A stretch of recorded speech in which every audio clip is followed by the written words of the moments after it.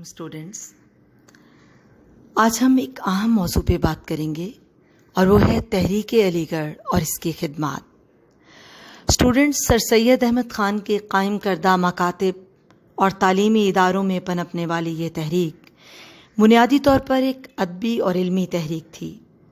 جیسا کہ آپ کو علم ہے کہ اس تحریک کے بانی سر سید احمد خان تھے، مگر آپ اکیلے نہیں تھے، آپ مثل چراغ تھے اور آپ نے اپنے ماحول میں ان گنت چراغ روشن کیے۔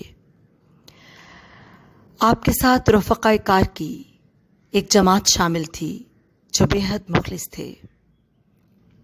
چنانچہ مولانا شبلی نعمانی، مولانا الطاف حسین حالی، مشتاق علی، ڈپٹی نذیر احمد، مولوی ذکاء اللہ، مہدی علی، مولوی زین الدین، مولوی چراغ علی، مولوی سید احمد دہلوی، نواب وقار اور نواب محسن جیسے لوگ آپ کے ساتھ ہی تھے۔ ان کو سر سید احمد خان کے نورتن بھی کہا جاتا ہے۔ بچوں، یہ تحریک ایک قوم کی ڈوبتی سانسوں کو بچانے کی تحریک تھی۔ یہ تحریک مفاہمت کے ذریعے ایک طاقتور حکمران قوم کے مد مقابل آ کر خود کو بہتر بنانے، خود کو سنوارنے کی تحریک تھی۔ یہ تحریک دنیا کی دیگر تحاریک سے اس لحاظ سے منفرد اور ممتاز تھی کہ یہ کسی خونی انقلاب کو جنم دینے کے لیے شروع نہیں کی گئی، نہ ہی کسی سیاسی قصر کی اینٹوں کو اکھاڑنے کی تحریک تھی۔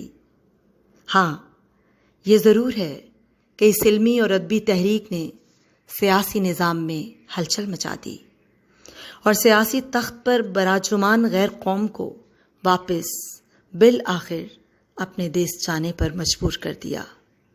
اس نے مسلمانوں کو جداگانہ طرز انتخاب، ہر سطح پر کوٹا سسٹم اور سیاسی نظام میں اپنی معتبر شرکت کے تحفے دیے۔ یوں یہ تحریک علمی اور ادبی ہونے کے ساتھ ساتھ ایک خاموش سیاسی انقلاب کا پیش خیمہ بنی۔ اسٹوڈنٹس، یہ تحریک مسلمانوں کو بالخصوص اور ہندوستانیوں کو بالعموم جدید علوم سے روشناس کروانے کی تحریک تھی۔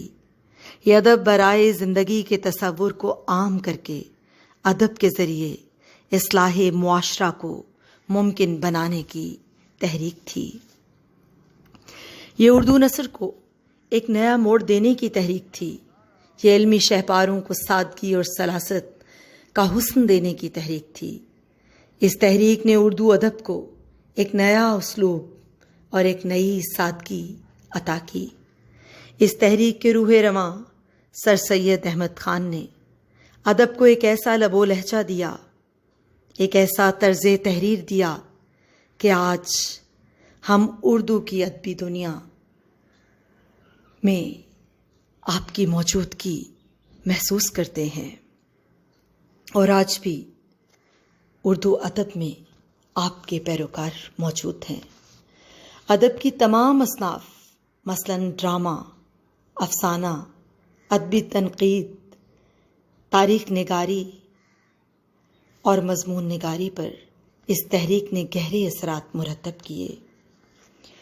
بچوں، یہ سماج کی اصلاح کی تحریک بھی تھی اور مسلمانوں کی معیشت کی بہتری کی تحریک بھی۔ یہ اسلام پر کیے جانے والے غیر اقوام کے حملوں کا جواب دینے کی تحریک بھی تھی اور صحافت کی قوت کے استعمال کے ذریعے اسلام کے پیش کردہ حسین اصولوں کی تشہیر کی تحریک بھی۔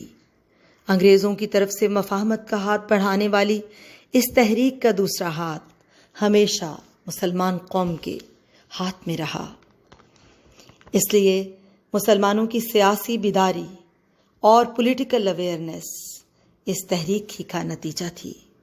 اسلام کے حسین اور خوبصورت پہلوؤں کو اجاگر کرنے والی یہ تحریک مذہب سے توہمات کو خارج قرار دیتی رہی۔ مذہب سے وابستہ بدعات کے خاتمے کے لیے ہمیشہ سرگرم عمل رہی اور یوں مذہب سے جہالت کی چادر چاک کرنے کا فریضہ بھی اس تحریک نے سر انجام دیا۔ اس تحریک نے بچوں تعلیمی اداروں کے قیام کے ذریعے ہندوستانیوں کو جدید مغربی علوم سے متعارف کرایا۔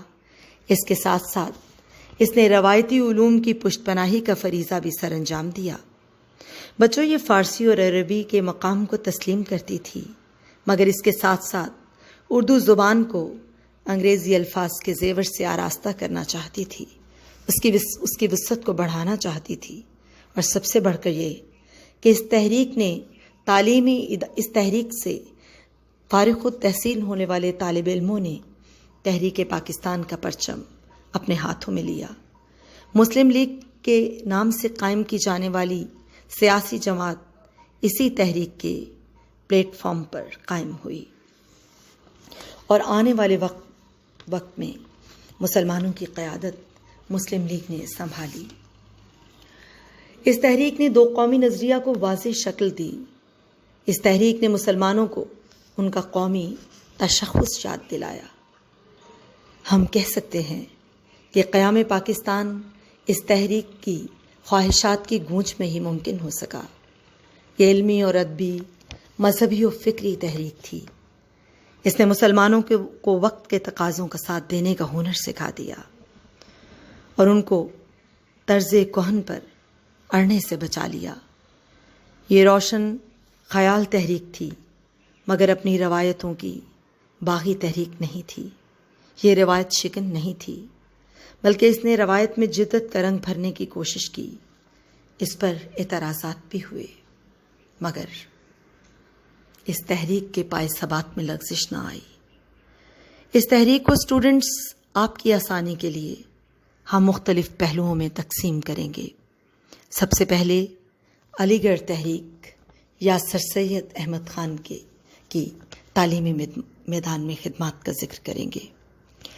بچوں، جیسا کہ آپ سب کو علم ہے کہ سر سید احمد خان نے علی گڑھ تحریک کے ذریعے مسلمانوں کی تعلیمی میدان میں رہنمائی کی۔ آپ مسلمانوں کے لیے تعلیم کی اہمیت پر زور دیتے رہے۔ آپ کو اس حقیقت کا شعور تھا کہ علم کے بغیر معاشرہ جہالت کی تاریکیوں میں ڈوبا رہتا ہے۔ آپ نے ہندوستان کے ماحول کا عمیق مشاہدہ کیا۔ وہاں کے نظام تعلیم میں فلسفہ، منطق، صرف و نحو بہت اہم تھے۔ سر سید احمد خان ان کی اہمیت کو تسلیم کرتے تھے، مگر آپ سائنس اور ٹیکنالوجی کی اہمیت کو بھی نظر انداز نہیں کرنا چاہتے تھے۔ آپ نظام تعلیم کو عصری تقاضوں کے مطابق ڈھالنا چاہتے تھے۔ آپ نے 1869 سے لے کر 1870 تک انگلستان میں قیام کیا۔ لندن میں اہل یورپ کی طرز معاشرت، اخلاق و عادات، سیاسی نظام اور تعلیمی نظام کا آپ نے بغور مطالعہ کیا اور اس نتیجے پر پہنچے کہ مغربی اور سائنسی علوم کو ہندوستانی نظام تعلیم میں شامل کر کے مسلمانوں کے فکر و ذہن کو جلا بخشی جا سکتی ہے۔ آپ سمجھتے تھے کہ مسلمانوں کو جدید علوم سے بہرہور کر کے ان کو بر صغیر کی دوسری قوموں کے برابر لایا جا سکتا ہے۔ آپ کو یقین تھا کہ مسلمانوں کی علمی ترقی ان کو سماج میں ایک باعزت مقام دلوا سکتی ہے۔ مسلمانوں کو اعلیٰ ملازمتوں کا حصول تبھی حاصل ہو سکتا ہے جب وہ علم حاصل کریں۔ اس طرح ان کی گرتی ہوئی معیشت کو سہارا دیا جا سکتا ہے اور تعلیمی شعور کے ذریعے مسلمانوں کے عصری اور سیاسی شعور کو بیدار کیا جا سکتا ہے۔ چنانچہ اس حوالے سے آپ نے تعلیمی میدان میں مسلمانوں کو رہنمائی فراہم کی۔ بچوں، ہم اپنے اگلے لیکچر میں سر سید احمد خان کی تعلیمی خدمات کا جائزہ لیں گے۔